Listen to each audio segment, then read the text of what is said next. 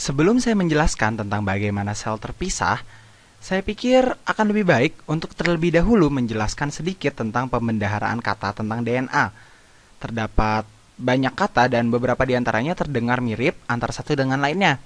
Dan itu dapat membuat sangat bingung, jadi pertama-tama saya ingin berbicara tentang bagaimana DNA menghasilkan DNA lainnya yang membuat salinan dirinya sendiri atau bagaimana perannya dalam pembuatan protein. Dan kita akan membicarakannya pada video DNA ini tentunya ya. Jadi mari kita katakanlah saya memiliki sedikit, saya hanya menggambar bagian kecil dari DNA. Jadi saya memiliki A, AG, T, ya katakanlah saya memiliki 2T dan 2C.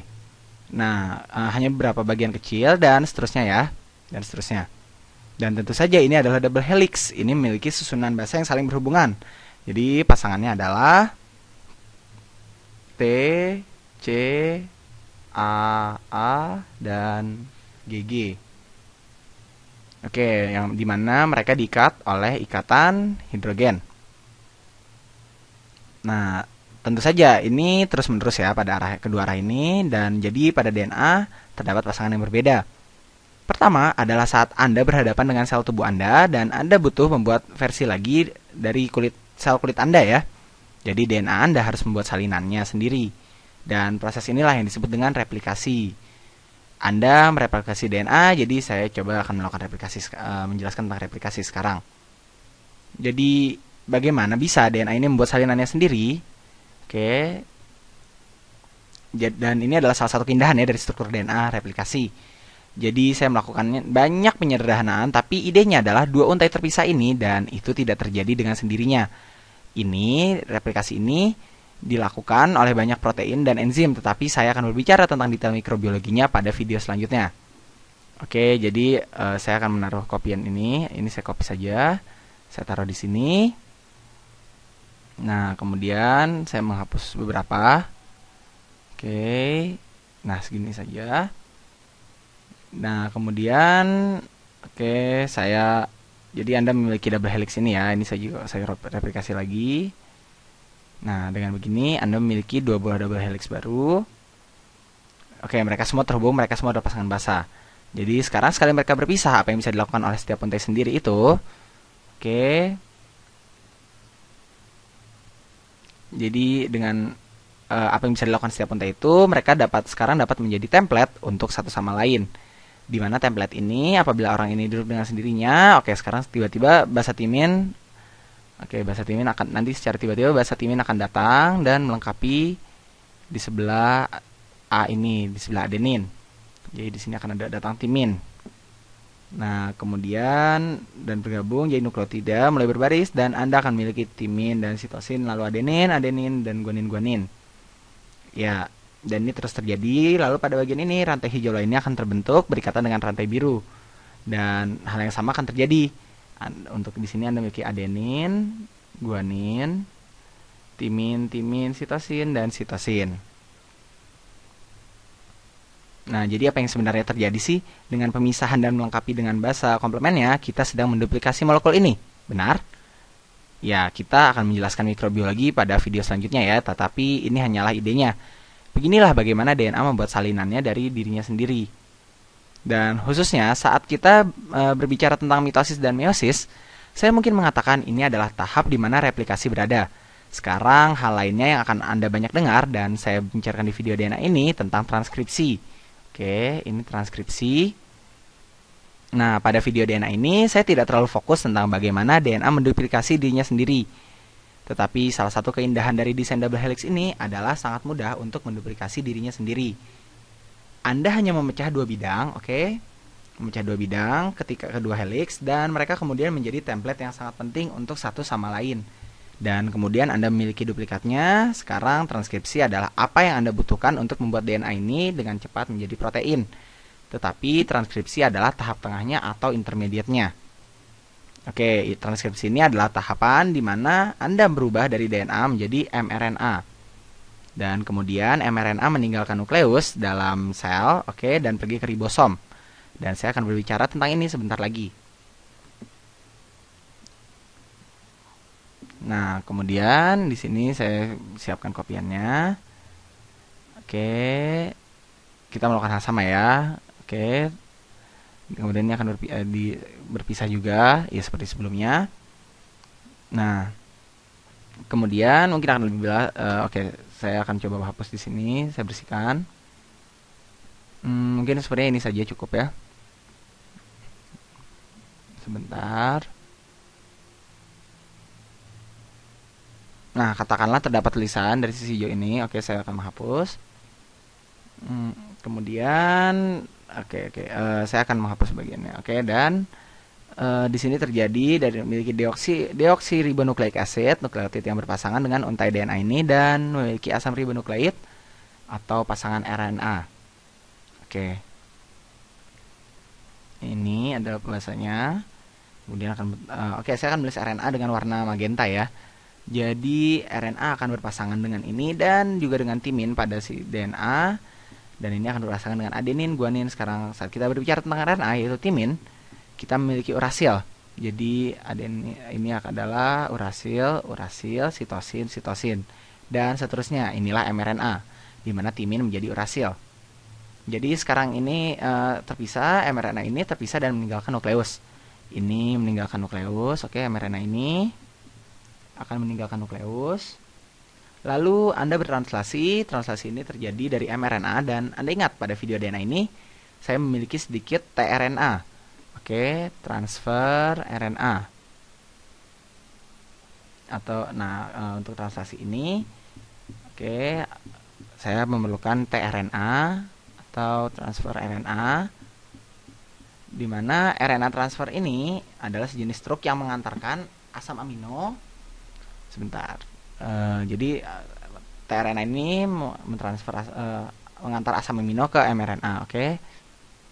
mRNA translasi adalah perubahan penting dari mRNA menjadi protein, dan kita sudah melihat sebelumnya bagaimana ini terjadi ya. Oke, jadi ini adenin, guanin, urasil, dan sitosin ini. Ini oke. Saya letakkan di sini. Sebentar, saya bersihkan dulu. Nah, ini nanti akan membentuk tRNA.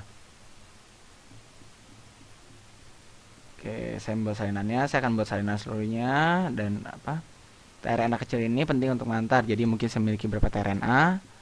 Oke, adenin, guanin, dan inilah tRNA. Itu adalah kodon. Kodon memiliki 3 pasang basa dan berikatan dengan ini. Lalu memiliki beberapa asam amino. Lalu Anda memiliki beberapa potong tRNA. Oke, katakanlah ini urasil. Itulah, dan berikatan dengan asam amino lainnya, dengan tRNA lainnya, dan memiliki asam amino yang berbeda. Kemudian asam amino saling berikatan satu sama lain. Oke, lalu mereka membentuk rantai panjang dari asam amino ini yang merupakan protein, dan protein membentuk bentuk aneh yang rumit. Nah, jadi hanya untuk memperjelas pengertian Anda ya. Jadi apabila kita memulai dengan DNA dan kita membuat salinan yang penting dari DNA atau kopinya, inilah replikasi. Anda mereplikasi DNA. Oke.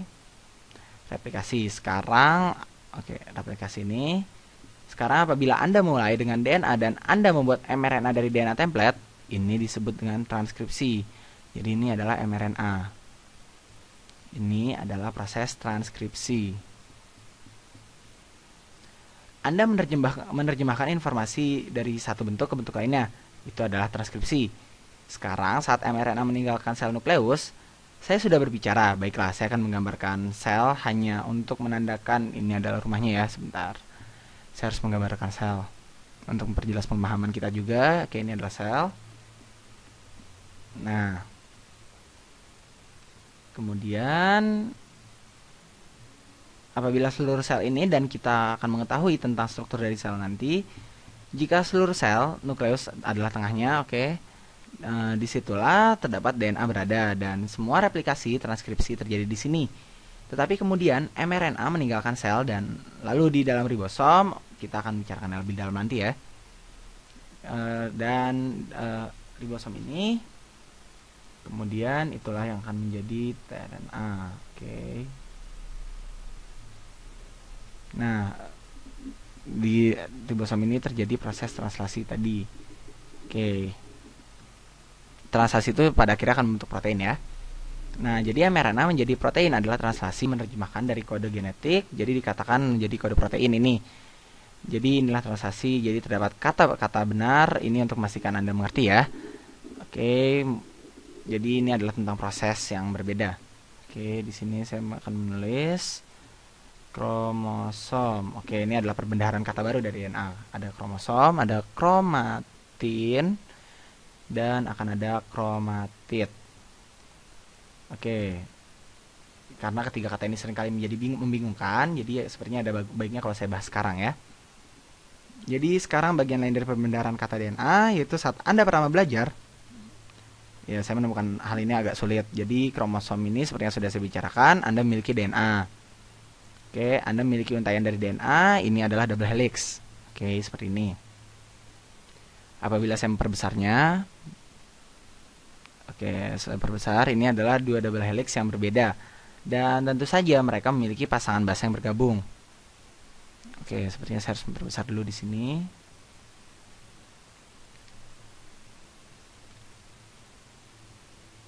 Tidak, sepertinya tidak jadi. Jadi bergabung seperti ini. Nah, double helix ini akan terbungkus dengan protein yang disebut dengan histon.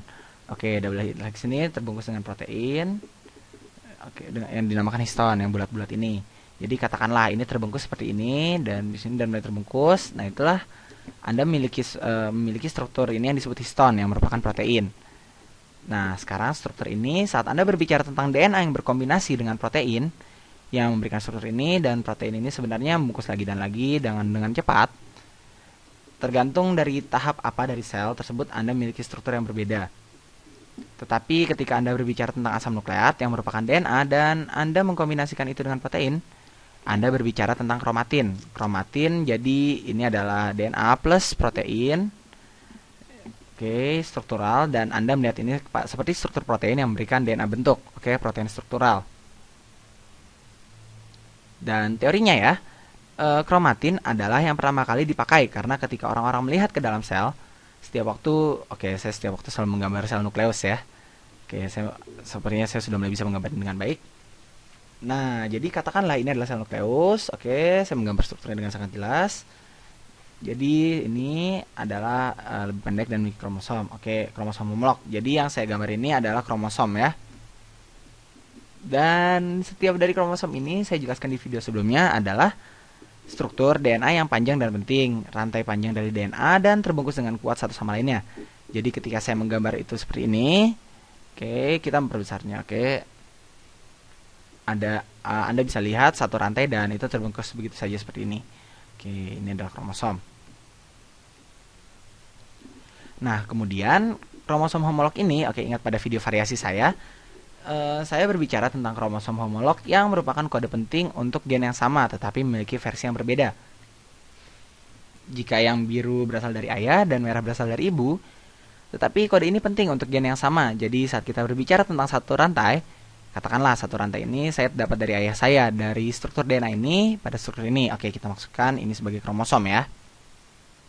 Sekarang apabila kita lihat secara umum dan saya ingin perjelas di sini, DNA hanya mendapatkan bentuknya pada tahap tertentu pada kehidupannya ya. Oke, jadi saat dia benar-benar mereplikasi dirinya sendiri, bukan saat dia bereplikasi sebelum sel dapat memisah tentunya. DNA memiliki bentuk seperti ini.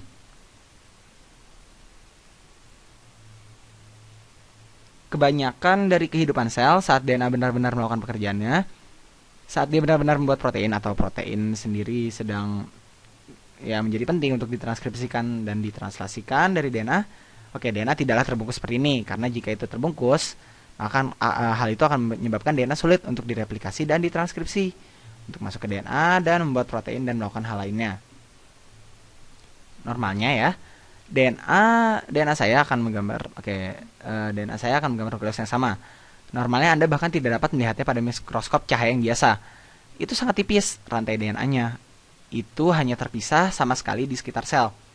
Saya menggambar di sini, saya menggambar di sini, sehingga Anda dapat mencoba untuk, mungkin yang satu lagi seperti ini, ya mungkin begini ya. Kemudian Anda dapat rantai pendek yang seperti ini, ini rantai lainnya.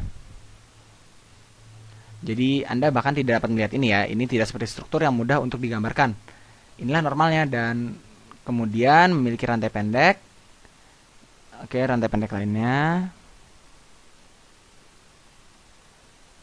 Nah, oke, jadi Anda hanya melihat kombinasi DNA dan protein yang sangat rumit ya pokoknya. Jadi ini adalah kromatin. Oke, benang-benang kromatin, dia seperti benang. Oke, jadi kata-kata dapat sangat membingungkan dan ambigu ya, tetapi penggunaan umumnya adalah ketika Anda berbicara tentang satu rantai dari DNA. Pada struktur ini, itulah kromosom.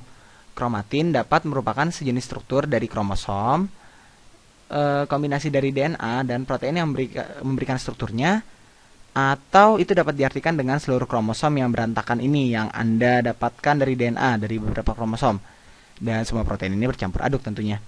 Jadi saya hanya ingin perjelas. Sekarang kata selanjutnya adalah, baiklah, apa itu kromatid? Oke.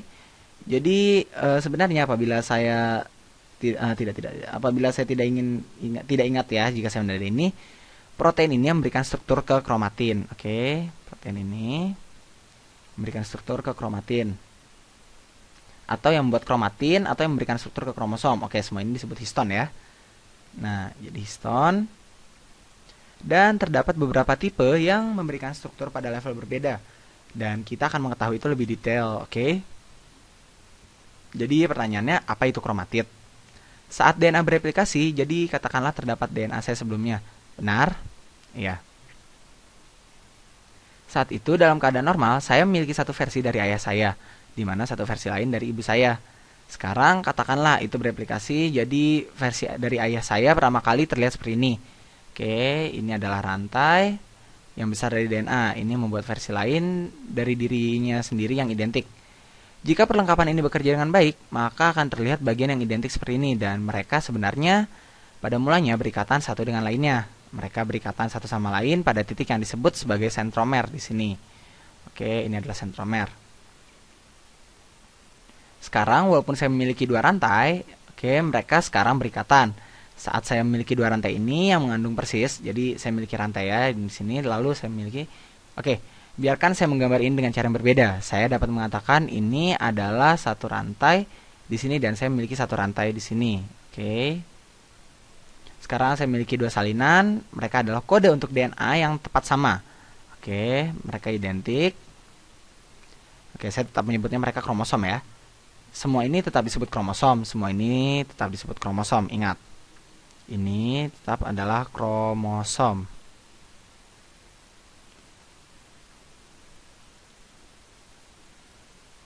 Nah, kemudian mereka setiap individunya ini disebut dengan kromatid. Ini juga adalah kromatid. Oke, mungkin seharusnya mereka disebut kromatid kembar karena mereka memiliki informasi genetik yang sama ya. Nah, jadi ini adalah kromosom yang memiliki dua kromatid. Sekarang, sebelum replikasi terjadi atau DNA menduplikasikan dirinya, Anda dapat mengatakan bahwa ini adalah kromosom. Oke, kromosom ini seperti ayah, memiliki satu kromatid.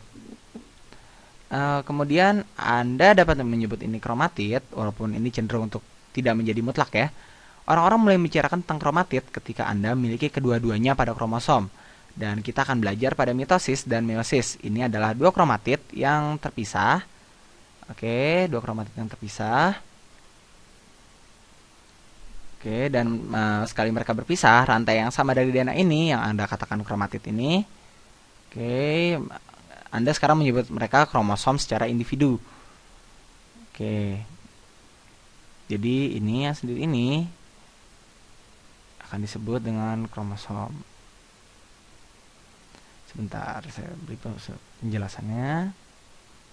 Nah, kemudian ini mereka sebenarnya disebut dengan kromosom. Oke. Jadi, oke, ini adalah ini. Oke, ini adalah salah satu diantaranya ya. Dan kemudian Anda memiliki satu lagi yang mungkin terpisah. Oke. Sekarang sekali mereka berpisah, mereka tidak lagi terhubung oleh sentromer. Oke, ini apa yang kita bicarakan sebetulnya. Ini disebut satu kromosom dengan dua kromatid. Sekarang Anda akan berpikir seperti ini. Kromosom yang terpisah menjadi dua. Atau Anda akan dapat mengatakannya sekarang kromosom yang terpisah menjadi dua, setiapnya terbuat dari satu kromatid. Jadi, oke, saya harap itu menjelaskan sedikit ya tentang bahasa seputar DNA. Saya selalu menemukan itu sedikit membingungkan, tetapi itu akan menjadi alat yang berguna ketika kita mulai membicarakan tentang mitosis dan meiosis. Dan saya mulai berbicara, oke, kromosom sebelum kromatid, dan bagaimana kromatid menjadi kromosom. Ya, dan itu semua hanya seputar perbendaharaan kata ya. Saya akan memakai kata yang berbeda, kata yang menyebut ini adalah kromosom, dan katakanlah setiap individu ini kromosom, tetapi itulah bagaimana cara kita menentukan nama untuk mereka.